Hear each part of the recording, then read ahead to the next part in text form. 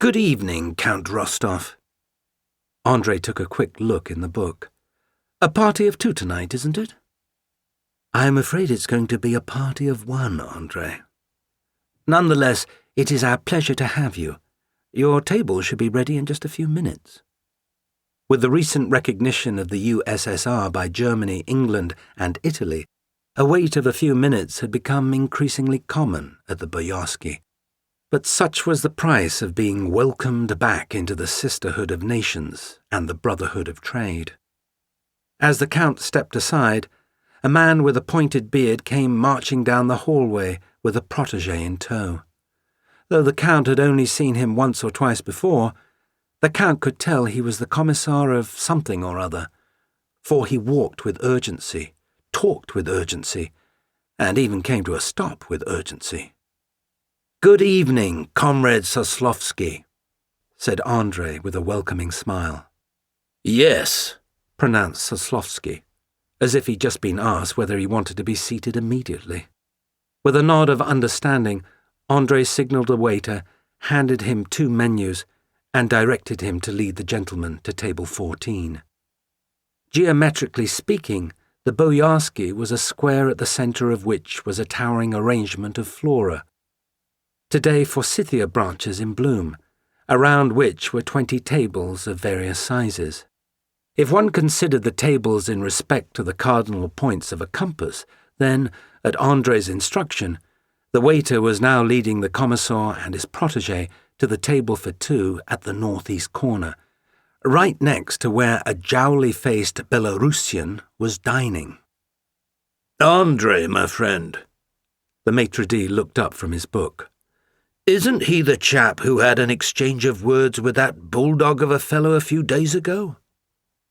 An exchange of words was something of a polite diminution of the facts, for on the afternoon in question, when this Soslovsky had wondered aloud to his luncheon companions why the Belarusians seemed particularly slow to embrace the ideas of Lenin, the bulldog, who had been sitting at a neighbouring table, had cast his napkin on his plate and demanded to know the meaning of this.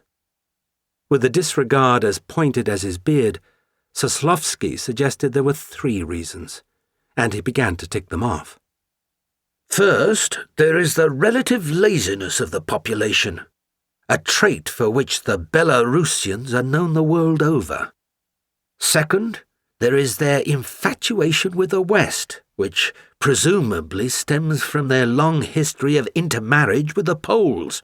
But third, and above all else—" Alas, the restaurant was never to hear the above all else, for the bulldog, who had knocked back his chair at the word intermarriage, now hoisted Soslovsky off his seat. In the scramble that ensued, it took 3 waiters to separate the various hands from the various lapels, and 2 busboys to sweep the chicken maréchal from the floor. Recalling the scene in a flash, Andrei looked back toward table 13, where the bulldog in question was currently seated with a woman of such similar aspect that any seasoned logician would conclude she was his wife. Spinning on his heels, Andrei rounded the forsythia blossoms, headed off Soslovsky and his protégé, and led them back to table 3, a lovely spot at south-southeast, which could comfortably accommodate a party of 4. "Merci beaucoup," said Andrei upon his return. "De rien," replied the Count. In replying, "It is nothing," to Andrei, the Count was not simply resorting to a Gallic figure of speech. In point of fact, the Count deserved as much thanks for his little intervention as a swallow deserves for its trill. For since the age of 15, Alexander Rostov had been a master of seating tables. Whenever he was home for the holidays, his grandmother would inevitably call him into the library, where she liked to knit by the fireplace in a solitary chair. "Come in, my boy, and sit with me a moment." "Certainly, grandmother," replied the Count, balancing himself on the edge of the fire grate. "How can I be of assistance?" "The prelate is coming for dinner on Friday night, as are the Duchess Obolensky, Count Keragin, and the Minsky Polotovs." Here she would let her voice trail off without further explanation. But no further explanation was needed. The Countess was of a mind that dinner should provide one with respite from life's trials and tribulations. Thus she could not countenance discussions of religion, politics, or personal sorrows at her table. Further complicating matters, the prelate was deaf in his left ear, partial to Latin epigrams, and prone to stare at décolletage whenever he drank a glass of wine, while the Duchess Obolensky, who was particularly caustic in summer, frowned upon pithy sayings and could not abide discussions of the arts. And the Kerrigans? Their great-grandfather had been called a Bonapartist by Prince Minsky-Polotov in 1811, and they had not exchanged a word with a Minsky-Polotov since.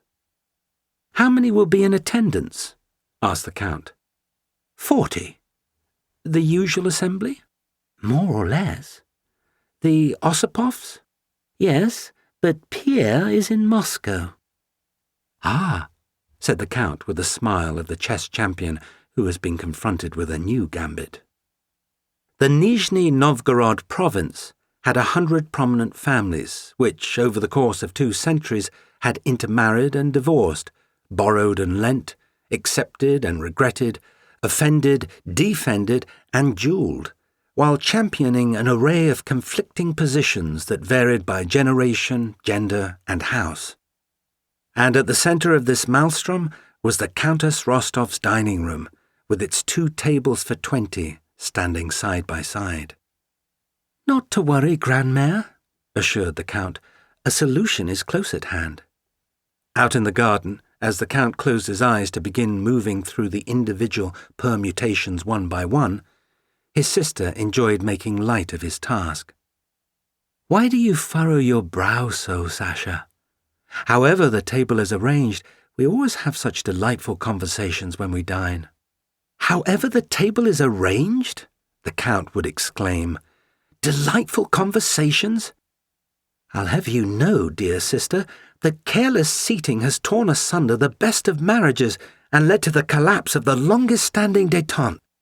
In fact, if Paris had not been seated next to Helen when he dined in the court of Menelaus, there never would have been a Trojan War." A charming rejoinder, no doubt, reflected the Count from across the years. But where were the Obolenskys and the Minsky-Polotovs now? With Hector and Achilles. "Your table is ready, Count Rostov." "Ah, thank you, André."